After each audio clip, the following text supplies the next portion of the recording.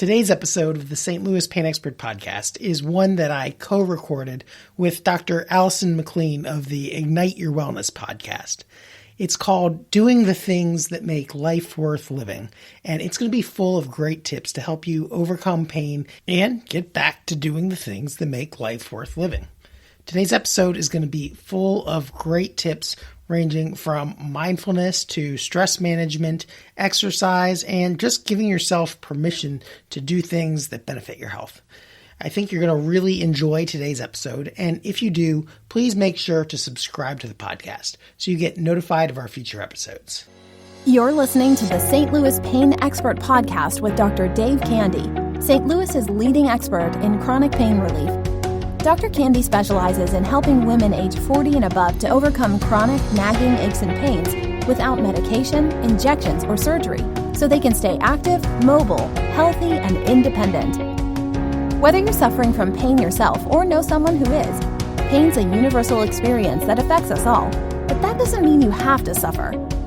Knowledge is power, and having the right information can help you or someone you love get on the road to recovery. On the St. Louis Pain Expert podcast, Dr. Candy talks with other pain experts from around the world to give you the information you need to recover, the peace of mind of knowing that you're not alone, and the hope that lasting relief from chronic pain is possible, and it doesn't require relying on pills, injections, or surgery in order to do so. So sit back, relax, and open your ears, mind, and heart, and let the healing begin. Hi there, everyone. This is Alison McLean with Ignite Your Wellness, and I'm also with Dr. Dave Candy from the St. Louis Pain Expert podcast. And today we're going to be talking about how to reduce stress, how to reduce pain through lifestyle management. That was air quotes, you can't see. But essentially not adding one more thing to your to-do list, but some tips, techniques to help you sleep better at night, feel better in your body, more confident and more. So you can get more accomplished during your day, play with your grandkids. What other dreams and aspirations do your patients really want in their life? Just to be able to do the everyday things, get out of bed without, feeling like they are stiff and achy, to be able to, like you said, get on and off the floor to play with kids, or to be able to do housework, to be able to get back to walking or exercise without feeling like their back or their legs get too tired. Just to be able to do the things that really make life worth living. Yeah, truthfully. Well said. Yeah, and for me, I'm working a lot too with stress reduction, because that can be very overwhelming and have a chain reaction physically in the body. It can exacerbate any low back issues or neck issues. But also it can kind of take over the life, and then someone doesn't feel like they're actually experiencing joy, or when they are home with their family, they're not able to relax, that sort of thing. So I'm also doing a lot of that. And you mentioned you give some stress relieving tips to your patients as well. Yeah, I do. And, a lot of the people that I tend to wind up, or that tend to find me, are very like type A overachievers. And they hold themselves to higher standards than anyone else holds them to. So, sometimes they're their own worst enemy in causing stresses and unrealistic expectations that in the real world, probably no one else other than them actually holds. Totally. I just had a client last week. She told me, she was like, if a friend ever talked to me the way I talk to myself, I would not be their friend. I don't know why I'm this mean girl to myself.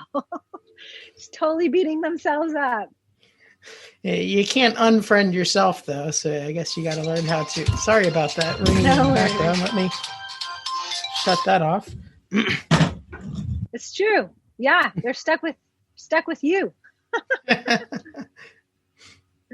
But yeah, I think it's so relatable though, what my client was saying, because I think all of us at some time have this tendency to be our own worst critic. And I find a lot of my patients and clients will sometimes punish themselves through exercise or through yoga, like that their body should be performing a certain way, or the way that they're actually relieving stress is through working out, which is great.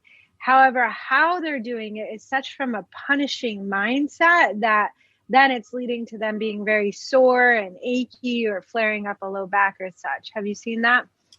I have, yeah. And there's a happy medium too, that, doing exercise is good. Doing too much exercise is not good, and feeling obligated to exercise is certainly not. I myself used to be in a position where I would exercise 7 days a week. And if I felt I missed a day, I felt so guilty that I'd just spend the whole day thinking about, gosh, I really should have exercised today. This morning, I just didn't feel like it, and so I didn't. But, most days out of the week, I still do. And so having that grace to give yourself and say, you know what, today just isn't a day that I feel up to it. I'm not going to get any joy out of it. It's probably going to be a bad workout if I do go. I give myself permission to take a rest day. Yeah, I love that. Yeah, I gave myself permission to stop running. I did that a long, long time ago. I know people love running, and some bodies, they're like their physical body, just physics helps them with running and they can run for life. For me, I'm very long limbed and hypermobile, and running just does not do well for my body. And I used to force myself to try to go. But now for me, I love walking. So I walk most days of the week, and it becomes part of my lifestyle, and it's stress relieving. I get outdoors into nature, which is also very grounding and relaxing. I do get my heart rate up because there's some significant hills around where I live. Sometimes I spend time with family when I do it. My daughter and my husband will come. Sometimes I go solo. I'm happy either way. I love to walk. Another thing we talk about with stress management a lot in my office is, mindfulness and just being in the moment. And walking is one great way to do that. You don't have to sit down and cross your legs on a mat and meditate like a Buddhist meditation. It can simply be something like going out for a walk in nature, and rather than thinking about all the problems that you left behind or all the things you're going to come back to when you do get back home or back to the office, just enjoying the moment, enjoying the sounds of the birds and the feel of the breeze and the smell of the flowers or whatnot, and just kind of taking that time to live in the moment and not worrying about yesterday or tomorrow. Yeah, exactly. I teach that as well, because sometimes, especially if someone has low back pain or disc irritation or sciatica, sitting to meditate is super uncomfortable, and lying down might be more appropriate, or walking might be more appropriate. How else do you teach the mindfulness day to day, moment to moment? Well, breathing is a huge thing that, we all breathe every day. It's something you have to do anyway, but just being conscious and aware of how you breathe, it can be incredibly relaxing, incredibly calming. And, when you breathe appropriately using your diaphragm, it actually has some pretty strong pain relieving and stress relieving effects as well, just through hormones that get released. So I spend a lot of time talking with people about breathing. And particularly people who have a lot of either neck pain or headaches tend to be, they breathe from their neck muscles or breathe from their chest. And in addition to just the hormonal component, that puts a lot of stress on the muscles in their neck and their heads and their shoulders. And that's why a lot of people carry, again, air quotes, carry their stress in their shoulders, so to speak. Yeah, totally. I see that as well. And that adds another layer on of when we're breathing primarily from the stress in the neck, then we're in a way fueling that fight or flight response, because our heart rate is going faster, our blood pressure is more elevated. Whereas when we're breathing more from the diaphragm, then we're strengthening the vagus nerve and down regulating the nervous system. So it has many different layers, the breath. And it can be super simple, just following its path. You don't have to do anything fancy. However, there are many different types of breathing techniques. We do in the yoga world over here. Yeah, I know breathing is a huge component of yoga. And there are a lot of yoga type activities that I incorporate into my practice in certain poses. I don't practice it myself, but I think it's a great activity for the people who like it. Mm-hmm. Yeah. What kind of postures and such do you usually teach or cue or implement? Well, a few of my favorites. Child's pose is a great one for anyone with low back problems. I find a lot of people with psoas or iliopsoas issues, and so warrior pose is a one that I teach a lot. Pigeon for people with hip rotator problems. I don't use a ton, but those are probably the three that I teach people the most often. Mm-hmm. Yeah, love it. What else do you teach or help with education? Because I know you work with a lot of females, especially that are in chronic pain, to incorporate more pain relieving activities or stress relieving activities into their lifestyle, so they aren't adding anything more to their to-do list. Mostly it's teaching people how to do the things they're going to do anyway in a way that is, better for their bodies. So if they're going to be standing in the kitchen, to stand, with their pelvis rolled underneath of them, so their spine's in more of a neutral position rather than leaning backwards, which a lot of people do just unconsciously, or how to sit so that it's placing less pressure on their lower back or on their hips or on their sciatic nerve, how to sleep in positions that are going to put them in better positions, how to use their phone or their tablet or the computer at work, or just the things that they tend to have the most trouble doing. That's kind of where we start. That, if you could do this one thing better, would that make your life a lot better? And then we start with that. And then, well, what's the next thing that you find yourself having the most difficulty with from day to day? And we just kind of like take the lowest hanging fruit and work backwards from there. Mm-hmm. Yeah. So it's almost peeling the layers of the onion, starting more easiest, more superficial, and then maybe working to the deeper habits and such.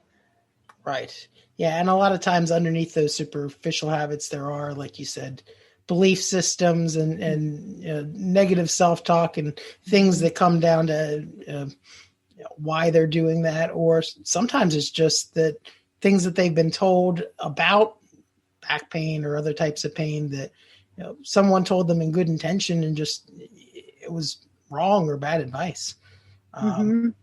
I've seen numerous cases of back pain, lower back and upper back pain that comes from people just trying to sit or stand upright with good posture, so to speak. And there's a range that, too slumped over is not good, but too upright is not good either.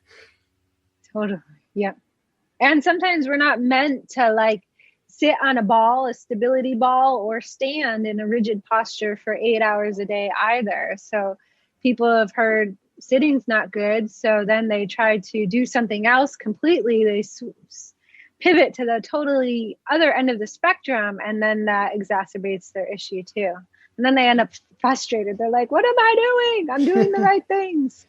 Yeah, those adjustable workstations are great for people who have the ability to get them, or even investing some of your own money in them to buy one, because it's not great to sit 8 hours a day, but it's not great to stand 8 hours a day either. But having the ability to go back and forth and sit for a few hours and stand for a few hours and sit for a few hours and stand for a few hours, is certainly better than either one exclusively. Yeah, exactly. Totally.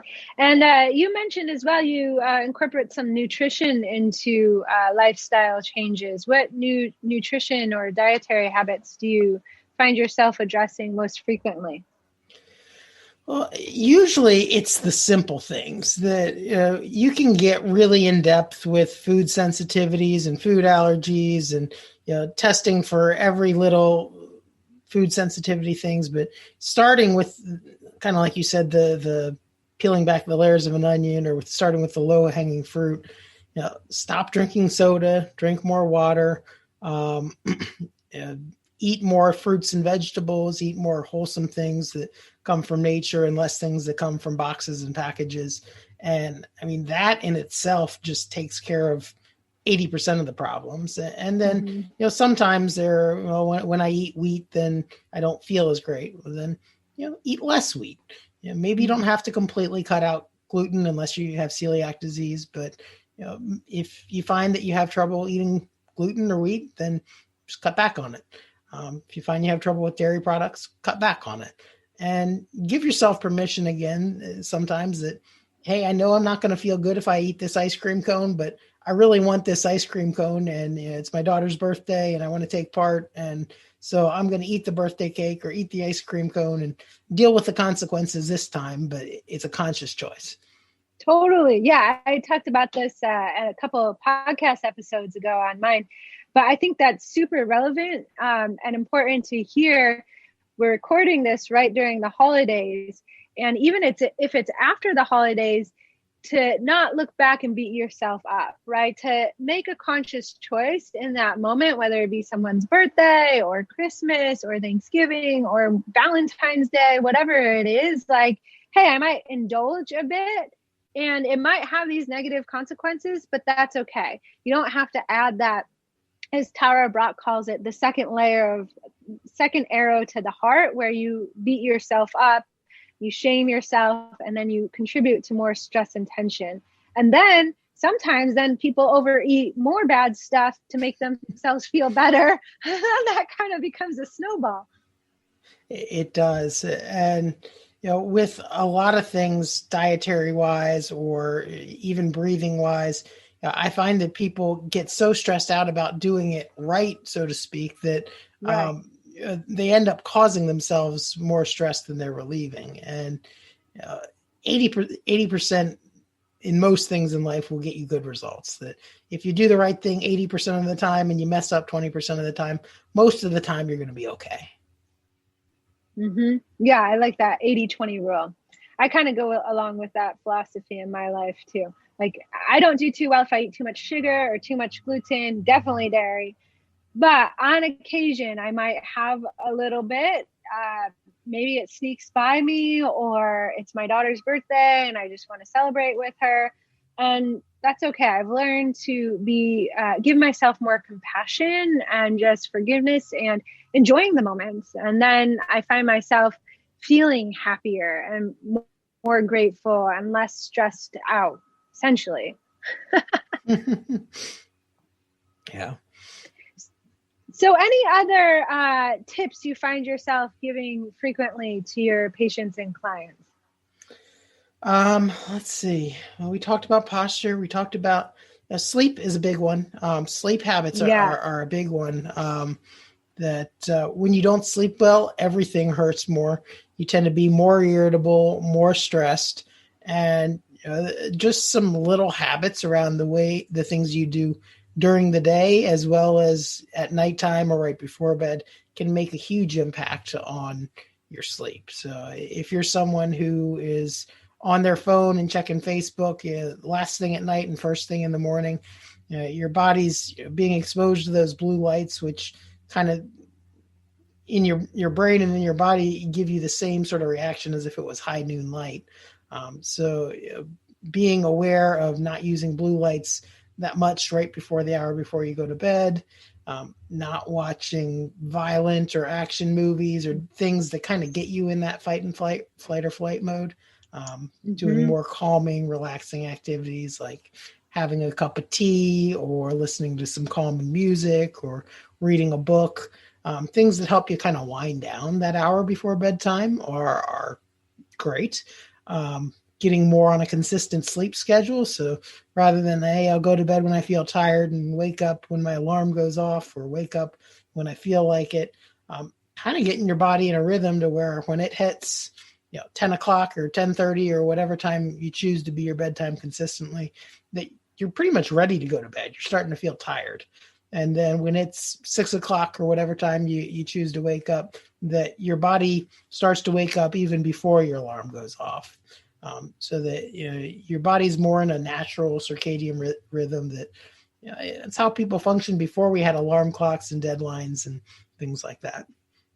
Yeah, totally. Yeah, and I find for myself, I can't check Facebook or any social media or email right before bed, because it a lot of times will trigger me into that fight or flight, and it'll totally take me out of that relaxation, that calming effect that you need before sleep, where the melatonin's kicking in and such. It'll like wake me up and I'm like, oh, I got to do this now. And So that's another reason why not only the blue light, but just the emotional or triggering response that some posts or emails may have. Do you find yourself giving any tips to people if they like wake up in the middle of the night at like 1:30 or 2:30, for example, and can't get back to sleep? Well, a lot of people will wake up because of having to use the restroom or something like that. But if it is pain related, changing positions is a great thing. If you find that you're in bed for 20 minutes or more and can't get back to sleep, a lot of times I'll tell people to get up for a little period of time. Get out of bed, go to an easy chair or something, read a few pages in a book, listen to some calming music, and you'll start to get tired again, and then go back to bed and go back to sleep. But the percentage of time you spend in bed where you're asleep and where you're awake, if you're spending a lot of awake time in bed, then your body actually starts to associate bed with, well, sometimes I'm asleep in here and sometimes I'm awake, so I don't really know what to do. But if the majority of time you spend in bed is time you spend sleeping, your body almost starts to get this Pavlovian response that it sees the bed and it feels tired. So I tell people not to just toss and turn and lie awake in bed for long periods of time, even if it means you sacrifice a little bit of, it's not even sacrificing sleep because you're not sleeping, you're just being awake in bed. So be awake somewhere else. Yeah, totally. Yeah, I agree with that. And I sometimes what's helpful for me is I'll do the breathing techniques that we talked about earlier. Sometimes just following the path of the breath, or just lengthening the exhale, which again brings in that vagal nerve. That can help me to fall back to sleep. What I always tell people is do not pick up the phone.